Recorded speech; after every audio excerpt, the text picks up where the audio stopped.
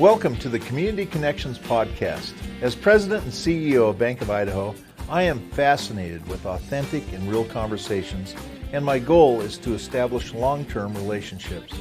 Community Connections is an opportunity for me to connect with local business owners and leaders to hear their stories. Here at the Bank of Idaho, people bank with people. With that, sit back, relax, and listen to the unique stories of our neighbors, colleagues, friends, and community connections. The Bank of Idaho is an equal housing lender, member FDIC. Today, joining us is Rebecca Casper, Mayor of Idaho Falls. Rebecca has a passion for politics, and this passion benefits the residents that live in the city of Idaho Falls. Even though Mayor Casper has had many leadership positions, her highest priority is her 4 children. They are her pride and joy.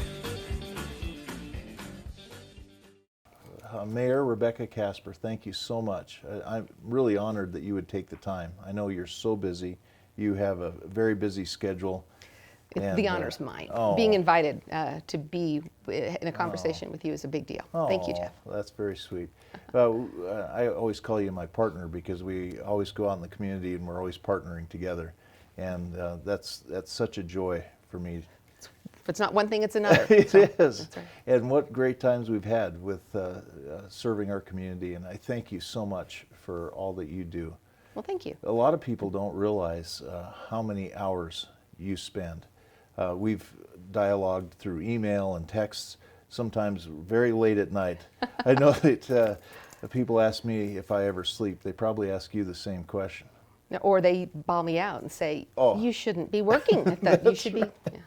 Yeah, so everybody knows you're the mayor, and we're going to talk about what that's like and some of those questions centered around that. But I wanted to go to some of your background that probably a lot of people don't know. Okay. And that's where were you raised, and how did you grow up, and some of those things. My parents met in the training class of an Arthur Murray dance studio in Tucson, Arizona. Oh, wow. And so they, for many, many years, were in the ballroom dance business.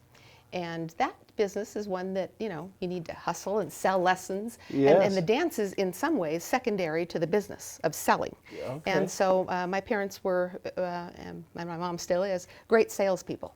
But the dancing was a piece of it, but there was also sort of not a lot of stability, and we moved a lot. Oh, you did? So when people say, where did you grow up? I think, well, we moved around. I lived in Oklahoma and Arizona, New Mexico, Ohio, Toronto, in Canada, just California, lots of different places. Wow. Changed grade schools a lot in the middle. But finally, when I got to be about in 7th grade, and by that time I had 3 younger sisters, and within a year there was another on the way. Yes. My mom said, to my dad, honey, we can't keep just picking up and moving all the time. Yes. Sometimes they would only be in a place for 4 or 5 months, and so a lot of moving. Gosh, and so I was able to, because I guess my little sisters were like anchors or weights or something, but we were able to stay in the same place. So I went to junior high and high school in Phoenix, Arizona. Okay. So. All right. So what was that like, moving so much? I mean, was that... Do you look back at those memories as being tough? Well, difficult? My parents are good salespeople, right? Yes. So my mom would say, but it's, and she would tell me, you get to make new friends, and we're going to live in a new place. And they would always make it sound inviting and exciting to move. But I remember when they moved the place where I had finished 5th grade and started 6th grade, and they moved, I guess I'd finished 6th grade. That was the first time I'd gone through an entire school year in one place. Wow. And they moved right after 6th grade. Yes. And I had already gone through the 7th grade registration. I had been in a couple weeks of summer band, and I was all set to go to junior high. I was so excited to go to that junior high. Yes. And do what you do at junior high. You change classes and have electives and all those things. And they moved us when we were visiting my aunt for a little vacation. Yeah. And I never got to go back, say goodbye to my friends. I was pretty ticked off to my parents. Bet. Of course, I was also entering that age where you stomp around, roll your eyes, and you're moody all the time. And so it probably coincided perfectly, but that was the one time when it was a little bit tough. But the rest of the time, I kind of had developed that identity of the new kid. Yeah. I knew how to be the new kid. Yes. And go in and make friends and meet the teacher and find out what the new school was like. Yeah. So most of the time it was not bad. Oh, that's great. So, did you learn how to dance? In fact, in that very same place that we moved Yeah. out of, we had done a ballroom dance team, a preteen team. Yeah. And on Saturday mornings, my dad said, if you get kids to come, I'll teach them. And so somehow we got kids to come, and he taught for free. And so we had a little group that did, the waltz and tango and cha-cha and swing and other ballroom dances. Yes. Oh, that's great. It was a lot of fun. I love dancing, so. Okay. Yeah. In fact, one of my memories, Yes. a little mental snapshot, is at the last rodeo. You were having a good old time at the last night party. That's right. Dancing. Yes, I have my ladies that I dance with, Carol and Lucy and Maria, and they are all very good dancers. They're very well trained. Okay. Their late husbands were all pretty good dancers, most of them. Very good. So, as you look back to your childhood and upbringing, who do you look for inspiration, and who is really there to mentor or to inspire you? Well, I probably look to. This sounds really strange. Because I'm going to say the ladies I babysat for. Oh, really? But I lived in a neighborhood where golly, let me start over. Where I lived, Yes. the church that I went to had geographical boundaries for our congregation, Yeah. and it included some nice homes. And I was a pretty responsible kid. I had all those younger sisters, right? I have 4 younger sisters, and could change diapers, make dinner, put people to bed, do all the stuff that people wanted the babysitter to do. Yeah. And so I was a pretty prolific. I had a prolific babysitting kind of career. And when I would go into that nice neighborhood and babysit, I saw the way that these ladies with their husbands were attorneys or something, and they had these nice homes and the orderliness of the schedules they kept, and I just sort of had a taste of a more structured kind of life. Yes. And so that was a bit of it created an aspiration. Yes. And then when I got a little older and was ready to graduate and make those college, where to go to college type decisions, partly the reason I wanted to go to college was because I was seeing that this is what an education gets you. It gets you this different lifestyle. Mm-hmm. And they were also very supportive. In fact, when I was getting ready to go away to school, they held a shower for me, a going to college shower. Wow. And so they gave me things that a freshman might need. And it was very touching, very sweet, but it was very helpful to know that they sort of were cheering me on. Yes. But on the flip, that was sort of the one side of it. The flip side of that is that for whatever instability that my parents may have had with a career that wasn't a stable one, income that wasn't stable and that kind of thing, Yes. there are 2 points I want to make. Yes. So I had social support. At home, I may not have had a lot of money support, but I had love. Oh, right? yeah. My dad never graduated from high school. My mom, went to a year of junior college. Yeah. But they just were not able to ever make it on the money side very effectively while I was at home. Yes. But I knew that they loved me and they wanted me and they were proud of me and they wanted the best for me. I just always had that grounding, and that makes a big difference. What were those indicators? Was it time? Was it activity? What? Maybe they just knew how to speak my love language, Jeff. Yeah. I mean, we all have different Right. things that make us feel appreciated. Yes. Some people, what is it, gifts or words or whatever, hugs or whatever people need. I don't know. I can't tell you exactly what they did, but they would say, my dad used to have a phrase or saying, and he'd say, hey, that person's a winner, or, there goes a winner. And that was one of his, maybe it's a salesman kind of a thing, we all gotta be winners. And that was a positive thing for him. But I knew, and maybe it's because he said it a few times, but I knew that he thought I was a winner. Oh.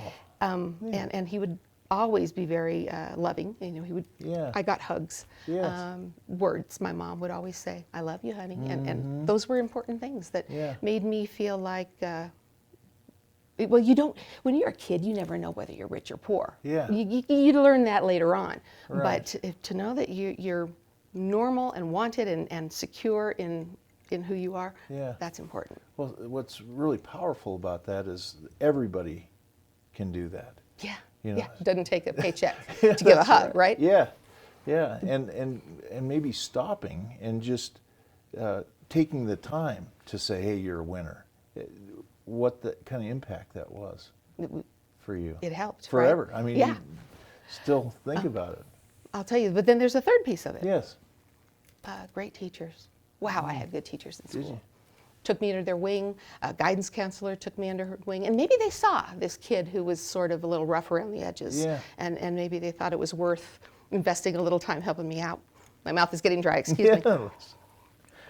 But wow, to have a teacher give you their time or tell you, look, I'll write a letter of recommendation if you need one, or you need to maybe work on a resume. Have you ever thought about a resume? What's a resume? Oh, well, here's what a resume is. Yeah. That kind of coaching from teachers, Yes. that's a big deal. So did you always love school?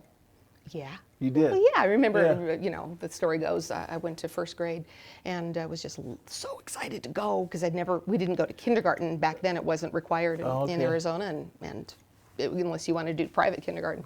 But I went home and was talking to somebody shortly after school had started, within the first week or two, and you know, they would say, so how do you like school, Becky? And I said, I love school. And recess is a waste of time, you know, because I just loved it. But good teachers make you appreciate being in the classroom. So. Well, and you went through a lot of education. I mean, yeah. You must have really liked it. There's a woman who works at K's, and she was telling some young girls that she was talking to, because she's got this scientific background. She said, I went to the 23rd grade.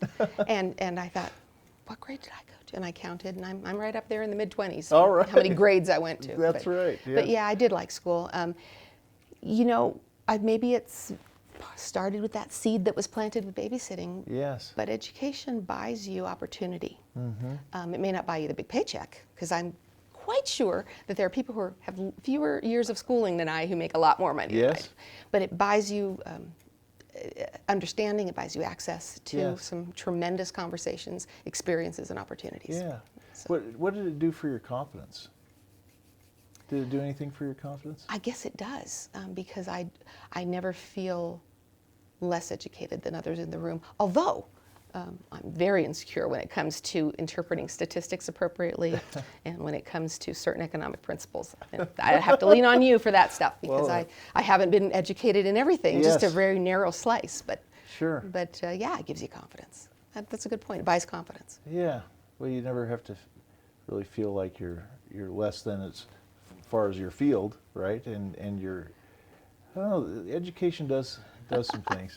Oh, I always feel less than in my field too, but yeah. In fact, I remember a professor telling me that there's no insecurity greater than that of an academic. Oh, we always feel like the imposter syndrome is strong with academics. Oh, okay. But you know, that's when you realize. Let me say it this way: when you realize that everybody suffers from the imposter syndrome, it becomes relative after a while. Yes.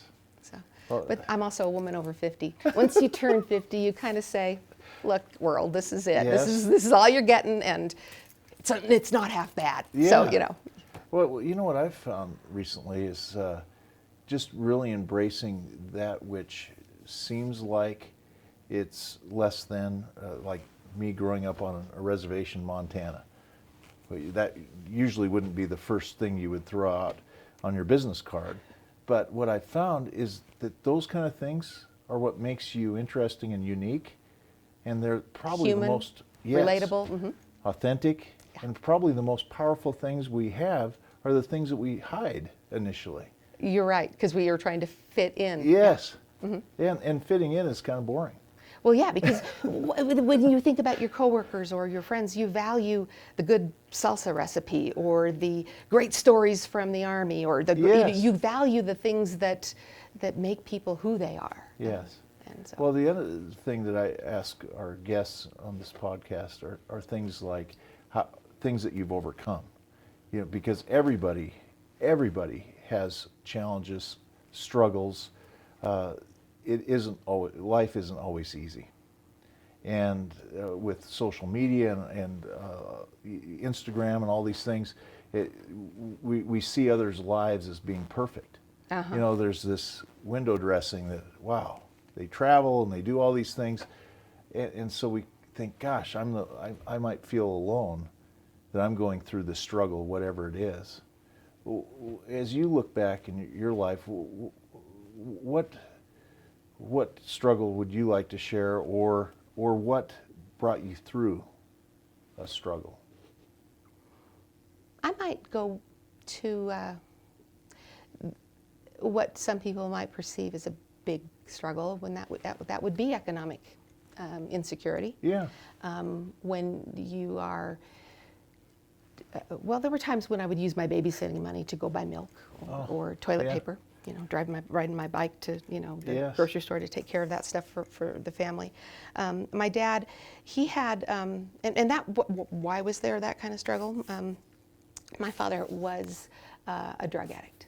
Oh, he was. And so maybe this is the struggle. I don't know how to box it up, because every problem can sometimes breed squishy. others. But my mom would call it, he went off on a toot. But it was a silly thing to say, right? Yeah, but he was sometimes from a Friday to a Monday, we wouldn't know where he was. Sometimes there would be a week or a 2-week period, and there would be, where's Dad? I don't know, where's Dad? And pretty soon you don't talk about it. You know that Mom's hurting a little bit and Dad's not there. And then I would hear her on the phone, and I'd realize, okay, money's tight. And so I would, when I was older, I would use my babysitting money to fix those things. But not having a car, you get really good at bumming rides or figuring out how to get from one place to another. Yes. But again, even though my father had that one huge problem, and it defined family life, it defined a lot of things. Yeah. Again, underneath it all, I knew that he had a good soul and a good spirit. He was a generous person, and he, strangely, he wasn't a loser. And I know that's, winner, loser, it's kind of strange language to keep throwing out here, but no. I knew that he wasn't somebody who just would never make a good decision. He wanted his girls to wear dresses. And I never owned a pair of jeans until I was in 8th grade, because he wanted us to look like little girls should look, and he wanted us to be respectful to my mother. And my mother encouraged us to be respectful to my dad. And so I never viewed him as some person who was just never going to make anything of himself, because I knew he was a good man. He would bring people home who were down on their luck, and my mom would go crazy because there'd be some, she'd, in her language, when she was not pretty happy about it, she'd say, there's a bum on the couch, what, But that was my dad's way of just being good to others and sharing what he did have, and so, those are struggles, or they would have been for others, and they were for me at the time, and I was plenty resentful in my moody teenage years. Yes. But when you get older, you can kind of flip it inside out and realize, okay, well, there were some things we missed out on. There were school programs where my parents weren't there because they were either working or Dad wasn't to be found. And there were things like that, and you feel, poor me. But I survived it, and now I can look back and value the times when I get to be there for my kids, or value the times when I can pay for the yearbook, or buy the special outfit for the thing that they need. So I survived it, obviously. Yes. So it's And it didn't define you, and it didn't define him. In the moment, you think it does define you. Yeah. Okay. But now I think, what? I still don't want to be financially insecure. Nobody does. Nobody chooses that as their first choice of anything. Exactly. But if something were to happen, I know how to make a meal out of nothing, and I know how to, survive that. So throw life at me. I can handle that part of it. Right. So it made you stronger. Maybe. Hopefully. Yeah. Oh, that's neat. So now, you went, where'd you go to grad school? UC Berkeley in Berkeley, that's California. Right. Yes. And you got your PhD? In political science. Yes. Yeah. And so you've always had an interest in politics? I was, for the short time we lived in Dayton, Ohio. Yeah. I was the 3rd grade class representative. Wow. And that's when I first learned about student council. And after that, I didn't hear about it again until 6th grade. But I'll tell you, I've always had the bug for running for an office and representing people. That's, I don't know, a weird little thing, but it started early for me. Well, I'm glad there are people that have that weird little thing, because we need people to serve, and good people to serve. So what is it that you love the most? I don't know. I can't speak for why I loved it when I was younger, because right now my motivations have completely changed. But it's all about making a difference that's positive and that will make the world a better place for my kids. And I imagine that there are plenty of moments when you think about the consequences of whatever you're doing or whatever you get to be doing. Yes. And it's like, if this is going to be good for my kids, it's good to do. So I want to make Idaho Falls as attractive as it can be for young people, for my kids to want to come back to work, or to be able to grow up and thrive. That's a big motivation for me. Yeah. Well, you're not faking it, because I work side by side with you, and I see you're very passionate about what you do. You put everything you have. There's nothing left. I mean, you give it all. You don't put anything, you don't leave anything in reserve. Well, sometimes my brains are left in reserve, but yeah, I know what you mean. But that's because there are so many great things we get to work on. Yes. So. Yeah. So, and it's not without criticism, right? I mean, there's always somebody, and probably more than one. And we talked about this: is the ratio of thanks versus criticism is probably astronomical. How do you deal with that? Well, it might be harder if I were one of those love language persons, who needed verbal affirmation. Thankfully, I don't need the verbal affirmation. Therefore, maybe the verbal criticism is not as, it doesn't define me and make my day or ruin my day. But I will say that it doesn't mean that I'm not aware of it. And then I try really hard next time around to steer away from that direction so we don't repeat the same mistakes. Yes. But other times I think, you know what, they wouldn't be saying that if they knew. And if they knew. And pretty soon there's a theme there, and you realize there's so little that people know about how local government functions. And it's because, well, let me just ask you, when was the last time you took a class in local government? Right. And you're well-educated man. Yeah, I'm probably in my 20s. We are never required to take that class, ever. It's never taught.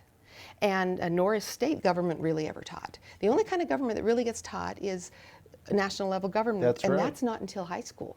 Prior to that, you're learning history. And history, all of it is important. Yes. But the fact that we're never taught how to be local citizens is something, you just have to learn it on the job. And most people don't know what they don't know, and so they don't even know to ask. And so I am constantly teaching people something they didn't know about why an outcome was this way instead of that way, or what a budget constraint really is, or so there's a lot of teaching, and so it's easy to forgive someone who doesn't know that they're criticizing about something they didn't understand. Yeah. So you bring a lot of patience. Then. My kids would tell you I'm not a patient person, but you have to be in public. Yes, that's right. So the other thing that's fascinating to me is that you just don't let it penetrate who you are and let it get you down. Well, I guess maybe that's what you see. What I think is you just keep trying. You keep trying. You keep trying. Keep trying. Yes. Till someday you get through. Well, the other thing is you're also learning too, and you're listening, right, to some of those criticisms. Well, maybe I'm not going to do it this way, or I'm not going to communicate this way next time around. Yeah, right. Because it's right. perceived this way, or it comes off this way, or whatever. Agreed. Yeah. So, I don't know. The best part of this job is, or the worst part of this job is not the criticism. The worst part of the job is worrying about failing or letting someone down. That's the worst part. Just not getting something done that you know needs to be done. Yes. I would feel And then the best parts are when you get something done that you know is important. Yeah. Getting the College of Eastern Idaho on the ballot was a big deal to me. Oh. And the citizens passed it, and Yes. now we have this institution that is more capable of preparing our local citizens, I guess I'll say, preparing its students for a career than we were before, right? Than when it was just a technical college. And that was satisfying. I have another thing that I worry about, and it'll be satisfying when it happens, Yes. but I worry about it happening, is building a new law enforcement facility. That's a Yes. very important community need. And so Well, speaking of I worry about education, those things. educating the community, most people probably don't realize the state that the current facility's in, right? Unless you've been a client, maybe. Well, in fact, we're in 8 different places. We park our Yes. SWAT vehicle remotely from where anybody is, so that Yes. if there's an emergency, they have to get to the SWAT vehicle. We have our leadership separate from our patrol, Yes. which is separate from detectives. We've got a training facility that's separate. We have another SWAT facility is separate, and where they have their situation room is separate from where the car's parked by Yes. several miles. We just are spread out like you wouldn't believe, and that makes for not just inefficiency or, Yeah. oh, I don't get to be in the same hallway as my boss. It makes for, I think, operational dysfunction and slow response time, and that translates into absolute safety concern. Yes. And so we really need to Does get this does done. it impact morale at all, do you think? I believe so. Yeah. I believe so. When you don't, when the boss can't walk down the hallway and give you Yes. verbal affirmation, Yeah. or when you feel like, oh, well, they've got the office with the carpet, or Yes. or something, you just Right. start feeling not as good. Yes, yeah. So my personal goal every year is to go on at least one ride along. That is a great experience, isn't it? It is. Really eye-opening. The dedication that those people have to keep us safe. And you leave that ride-along experience with not just an appreciation and dedication, but also just brand new awareness for what our community looks like from that Yes. perspective. I have to tell you, Yeah. there was one ride-along that I went on, and we had just removed a 25-year-old young man who'd made some pretty lousy decisions, substance abuse issues, and he had a girlfriend who was underage, who was pregnant, who was counting on him because she'd been kicked out of her home. And then he was being hauled away to jail, and he was violating a probation order. So yes. he was in big trouble and was going to be there for a long time, and she was going to be alone for a long time. And that goodbye was hard to watch. And he gave her, some money out of his pocket, all he had, because the officers let him, do that before they left. And anyway, he was feeling like, just lower than low as he was sitting in the back Yeah. of that car on the way to the jail. And I'm sitting in the front seat on this ride along, kind of feeling bad about the whole scenario and all the different socioeconomic factors that are at play. Yes. And the officer started talking to him, giving him a little pep talk, which, you don't see this in the movies. Yes. And he said something along the lines of, your future starts right now. You can make better decisions starting right now, and you can get to a better place. It starts now. But he didn't preach it. Yes. He shared it powerfully, man to man, as this was happening. And, Yes. and I was so impressed with how that moment played out. Yeah. Well, that's a message for everyone, isn't it? I love our officers. Yeah. Good I do guys. too. Yeah. And young ladies too. There's Yes, some sorry. Great females out there. Well, in fact, we are just about to have our very first female lieutenant, and that's Really? a big deal. Oh, that's wonderful. What great news. I Soon. love to hear that. Soon. I've seen them in action, and they're powerful as well, and they step up every way. Some of the impressive every cold bit. case work that's been done by our department in the past year was done by Sergeant Jessica Marley. And so, Wonderful. yeah, it takes men and women It does. to bring a complete point of view to every career, I think. Yes. And so we're fortunate to have some women, but not enough. Yes. I would like to see a little more. I don't know if we'll ever get to parity, because it's a physically demanding job, and sometimes it's hard for women to get through that initial screening. Yes. But I would like to see more women serving. So as we kind of end our little time together here. I've talked too much. No, it was wonderful. Thank you so much. You shared some great things. Somebody out there that is thinking about running for political office, what would be your number one piece of advice for them to consider? You're done with the question? Okay. Yes. I'll tell you that one of my personal mottos is make a difference, right? Mm-hmm. We have all been given something, and we need to do something with it. Mm-hmm. In the Bible, there's a parable of the talents, right? Yes, right. You're given something, and you need to multiply it in order to really be I think, to have lived a full life. Yes. And so that's a reason to get involved. Children are a reason to get involved and can be a personal motivator. Yeah. But there's also just this wonderful sense of satisfaction that comes from being able to point to something in your community and know, I had a role in improving that, in cleaning that up, in dressing that up, or Yes. in beautifying, fixing. We have a council member, Jim Freeman, who was passionate about this hands-free driving ordinance that the city passed. And he's been watching. Other cities in Idaho have passed those. And yesterday, someone in the legislature, said maybe this needs to be statewide. And so there are some very satisfying kinds of moments like that when you serve. You don't serve for the thank yous. If you do, you're going to starve a little bit. Yes. But you serve for the privilege of shaping your community into hopefully a better place. Yes. So. Yes, one of the things you told me one time, I think it might have even been in a card, was that you leave the community better than when you found it. Isn't that one of the old Boy Scout rules? Yeah, right. You leave the campsite better than you found it. Yes. That was ingrained in my head. I was a Girl Scout, and we were taught that. Leave this better than you found it. Yes. And so, yeah, absolutely. Well, you're doing it. Well, you do it. Oh. And thank you for the work you do with EGSR. Oh. Thank you for the work you do with the rodeo. Thank you for the support that you and the bank provide to the zoo. These are all things that enrich the place where we live in ways that are meaningful. Well, it's a team effort. Thank you so much. It is. It is. Yeah. Thank you. Thank you for listening to Community Connections. Each episode allows you to hear unique stories of your neighbors, colleagues, friends, and community connections. You can find our podcast available on YouTube, iTunes, Stitcher, and other popular platforms. Subscribe to our channel to keep up to date on all future conversations.